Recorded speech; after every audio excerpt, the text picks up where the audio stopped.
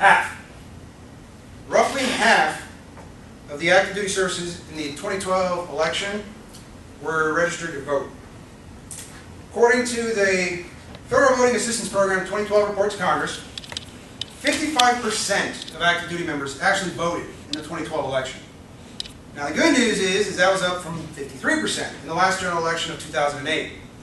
79% of active duty members across all services, to include the Coast Guard, were registered to vote in 2012. So why is the difference there? Why is it that it's preventing military from actually participating in the election process? You know, securing that most base important right that they have. So I'm going to show you how quick and easy it is to, in fact, submit the one single application that you need in order to process and actually get registered to vote absentee. Quite simple. We're going to do it in 5 minutes. And at the end, there's a little surprise for you. So I'm going to show you real easy how to get the form, then how to fill it out, and then how to mail it. 3 simple steps that will actually get you registered, get your ballot, and get that sent to you however you want to receive it. Some states will do it by mail, some will do it by email, and there are a few states that are actually trying to get electronic voting. So one of the easiest ways that you can get it is by visiting fvap.gov. Alright, this is your one central location where you can get all the information to include individual state requirements, anything else. One of the other options that you can use is use the unit voting officer. Here, that is Major Harris over in the S5. Form looks like this. Pretty simple, really. I mean, it blows my mind how easy this process is, and the fact that there aren't a lot of members that are actually taking advantage of it. So I'm actually filling mine out right here. So under classification, we're going to look at it here. I'm going to check I am a member of the uniformed service or merchant marine on active duty. I'm merchant marines. Please, oh boy.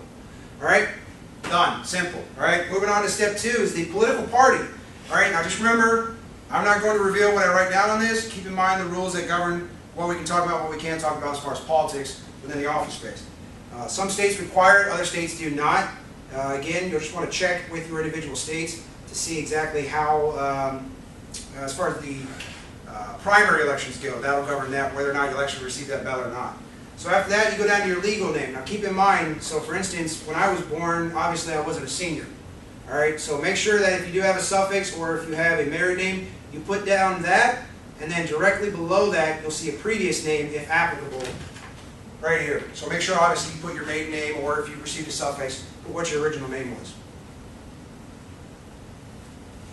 Slide that in there. Now the next step, if you're one of those privacy kind of individuals, you want to keep your privacy secure. Different states are different again, all right? This is general form meant for all the states. Some will just allow you to use your state driver's license. Others will want driver's license and social security. In my case, I've already looked it up ahead of time. Kentucky just wants my social. So I'm just going to fill that right in. Next step is going to be your date of birth. And if you don't know any of this information, we have some bigger issues than that. Fill out your sex and your race. You can be general to this. It won't affect the ballot coming in. A lot of this is just for demographics information used by the Election Commission. All right. So after that, our contact information. So just put a cell number in there. It does ask for a fax. Some states will fax you your ballot. You don't necessarily have to put a fax number. All right. There are very few states that actually allow that. It is optional. Your email, I would recommend, especially here, that we have a separate email, different from what we have out in the fleet. I'd recommend using your personal email. It'll make it a little bit easier, and then if you move from one place to another in between elections, you won't have to worry about it changing.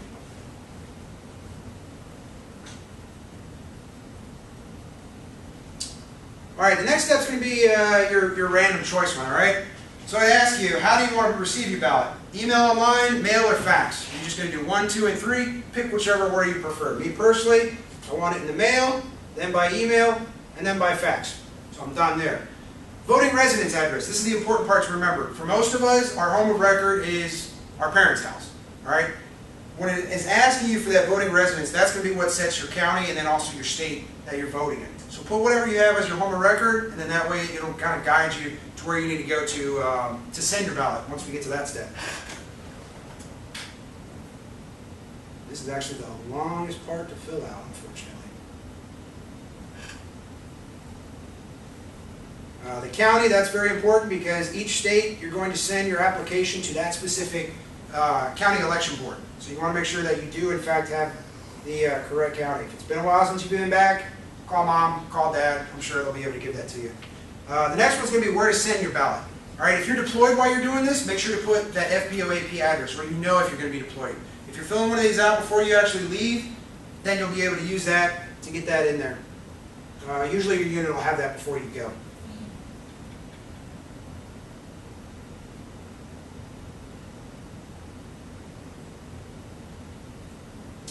All right, and then if your state has any other requirements, this bottom block down here, this is the outdated one. They do not have the current one for this year in yet. However, this has literally all of your state-by-state information, and we're actually going to come to this here in a second to get our county address. After that, sign and date, and you're done with the form. Sign it, 06/24/2014. All right, so, hey, we're all done filling the form out. Now, we all love free things, especially when it comes from the government. So the nicest part about this whole process, they're going to pay for your postage. All right? Again, on the website, you're actually going to be able to find where they have these envelopes. I printed these out this morning. Pull them down, slide it in your copier, print it out, you're ready to go. So in the top corner, obviously we're going to put who it's from, put our current address,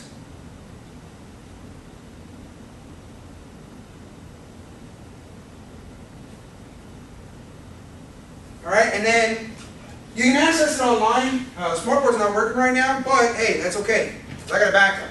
All right, it's organized by state, so we'll go to Kentucky, and then it's broken down by individual counties as well. So there it is, Bowdoin County. I know right where I need to send it to. County Clerk, 100 West Jefferson Street, LaGrange, Kentucky. Fill that in.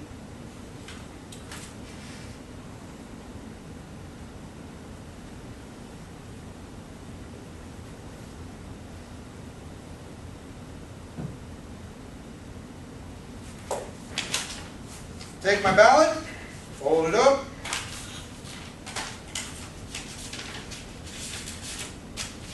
slide it in, seal it, and I'm ready to go. I'm ready to freaking vote. Send me my ballot. Let me vote. 5 minutes or less. I mean, it's a simple process, all right? We pulled it, had we had a printer, we could have pulled it down and printed it out. Now, some states like Kentucky, I just did this afternoon. Step went on, filled out the information through the website. All you got to do is where it says select a state, click that, choose where whatever your home of record state is. And the really nice part is they'll fill it out for you. So all you got to do is sign it and date it, and they'll also tell you who you're mailing it to, what's their point of contact if you have any questions. Inside of this, you'll also find the extra information that is also contained inside the guide, but it's a lot easier, and they're doing the work for you. And again, it includes that already self-addressed envelope. I want to leave you with just a brief quote. All right, FDR said, "Let us never forget that government is ourselves and not an alien in power over us. The ultimate rulers of our democracy are not a president and senators and congressmen and government officials, but the voters of this country." If anybody wants now, I have forms, and I'll be more than happy to provide those to you. So how easy the process is, you can easily knock it out right here in 5 minutes. You've already got the forms, all you got to do is fill it out, and then you can drop it in the mail whenever you're ready to go.